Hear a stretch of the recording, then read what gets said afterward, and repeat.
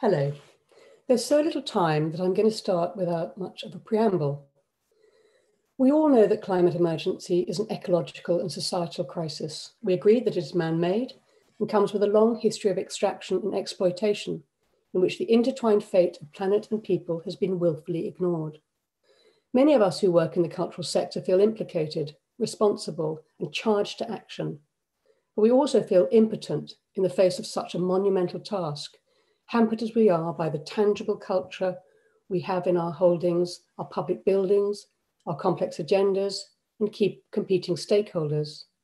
How do we assure ourselves and the others of the need to act? Where are the role models to emulate, the action plans to follow? Who can we look to for inspiration? We reach to the UN sustainability goals, so crucial in helping us understand the interconnectedness of environmental, societal, and economic realms, only to find culture inexplicably absent. Book by book, we read our way through a production line of inspirational publications on degrowth and circular economies. Kate Raworth's Donut of Social and Planetary Boundaries, Mariana Mazzucato's Radical Mission-Focused Change. Directed towards governments, the financial sector, and corporations, they offer us useful metaphors and case studies, but nothing that reflects the cultural and creative industry's significance as one of the fastest growing sectors of the economy, hugely impactful in driving international travel, and massively important as a global influencer. So how do we find a way to respond, to contribute, to take action?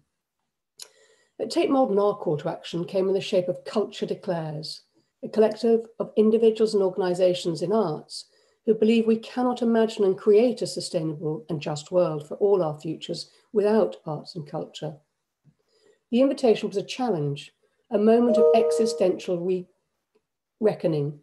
For us, the declaration, which we made publicly in 2019, involved crossing a line from passivity to action and from silence to speaking out.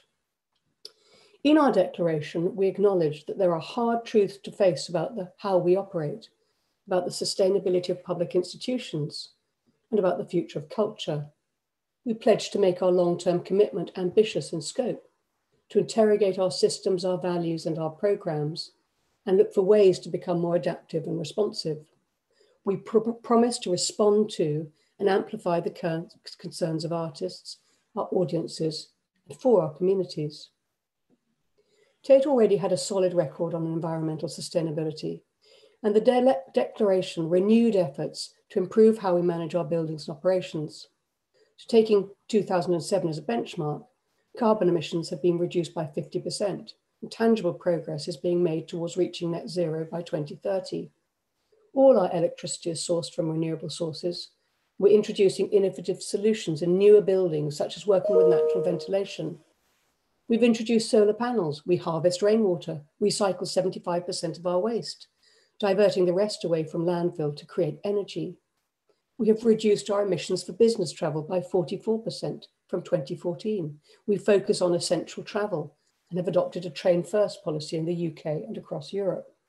Importantly, we recognize that we are embedded in a network and can impact our partners and supply chain. One end of the spectrum, our tendering process, considers the sustainability of all our contractors and suppliers. At the other, sustainability has been introduced as a key element in assessing the ethics of donors and corporate partners. So we now go further. We're hoping to modify the strict conventions of climate control that are standard across the sector. We're moving away from the practice of rebuilding our spaces for every exhibition, as well as replacing the costly aesthetic of the white plinth with materials capable of afterlife and reuse. The privations of COVID have also spurred other innovations we will retain as it eases. Lockdown encouraged a shift to using virtual couriers. We're now working with international partners to commit to this as standard best practice, significantly reducing the number of flights associated with loans. All these actions are achievable easily by all of us. And taking them at Tate has led us to a more profound questioning of our operations. We become greener and leaner, but these reductions feel like stage one in an ongoing journey. Cultural organizations are inexplicably part of and implicated in the fate of a wider culture. If this were a gathering of scientists, culture would denote for us the very conditions required to sustain life and growth. Museums such as Tate have conventionally opted a narrower definition, for us reflecting our origins in a backwater discipline of the humanities, art history. But Tate dates from the late 19th century and is a product of the era culture that drove the first industrial revolution, shaped the institutions of empire and free market economics, all of which are implicated in the crisis. And so we are culpable, inextricably part of the system, the capitalist neoliberal global system, what Susan Nyman has called the tyranny of self-interest, driving us towards planetary collapse. So a commitment towards sustainability involves more than working towards reducing emissions. It's a kind of code of conduct framed by ethics and public purpose. Just as we're using our skills as curators to challenge exclusionary and discriminatory practices in art history, should we not also be using our skills to envisage and trial new models of more sustainable behavior in our sector, engaging artists and our publics in a bigger and just transition? Over the last few years, I've been increasingly aware that Tate's business model serves neither our public or our planet particularly well. The model is based on a program of high-profile blockbuster exhibitions. We love the exhibitions, but with far less profile, but at least as much passion, we've meanwhile been decolonizing our collections, embedding gender and racial equality in the art we show, and exploring community-based partnership models in our Tate Exchange program. These crucial activities are far less well-resourced and therefore less impactful than they might be, because the blockbuster exhibition model of necessity privileges artists already privileged by art history and the marketplace. We thereby communicate a set of values that are not really our true values. Art's social purpose, its ability to change lives, its rich history of global entanglement, its ability to engage audiences in myriad experiences are not to the fore on what the theatre world would call our main stage. Meanwhile, the true cost of those exhibitions to mankind and the planet is not really accounted for in our budgets. 80% of our carbon footprint is accounted for by the international tourists who visit in their millions, who make up over 50% of our audiences. Reducing the impact of that audience is outside the reach of any operational greening we might ever undertake.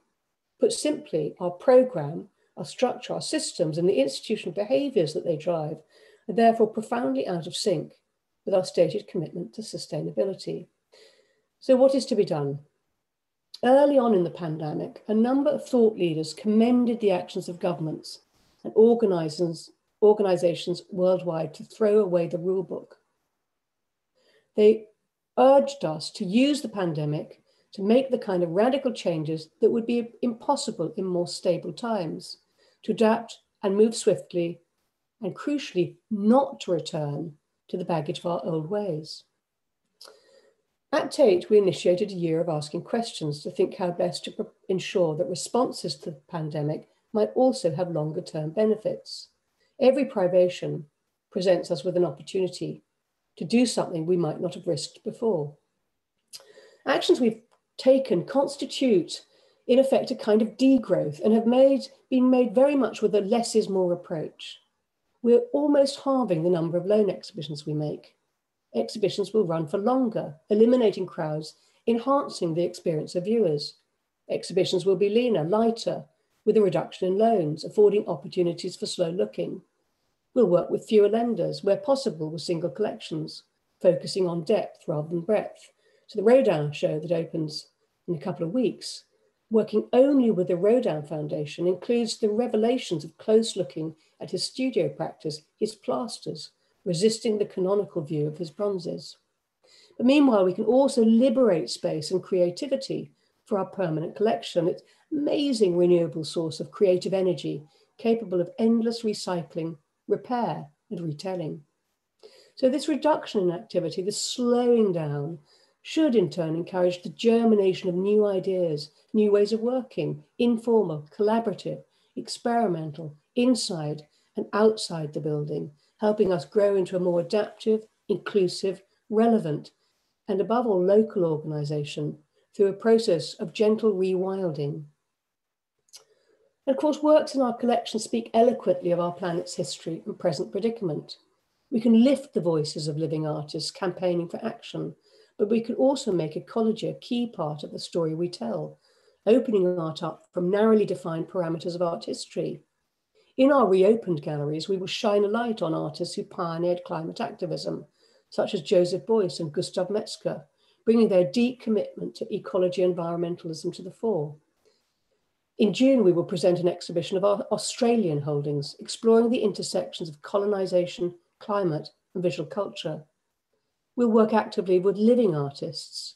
Yesterday at Tate Modern, we announced the installation of a glade of oak trees, born from acorns collected in Kassel, Germany, over 10 years ago from trees planted by Beuys in the 1980s. Beuys's Acorns is a living sculpture made by Heather Ackroyd and Dan Harvey of Culture Declares. It's both a homage to Beuys, timed to mark the 100th anniversary of his birth, and a call to action. And we host this work as a gesture of faith in art and hope for the future, creating a place in our aggressively urban environment where visitors can reconnect with art after lockdown, rethink their and art's relationship to nature, and grasp the interconnections between the museum, the art it holds, and the activism required to combat climate emergency. 7 of the trees will find a permanent home in the neighbourhood. Cultural organisations reflect the world in which they operate, but we can and must exercise wisdom and integrity in which aspects of the world we reflect, as well as the behaviours we adopt. We have an incredible gift and we must use it wisely. Artist Susan Hiller, who died in 2019, trained as an anthropologist, but turned to art because the empathy it engendered was more powerful and persuasive than anything offered in the social sciences. And this is a really important message for us in cultural organisations. Susan once described art as a locus where futures otherwise not possible can begin to shape themselves. We, museums, galleries, have the privilege and responsibility of nurturing the locus of art. Thank you.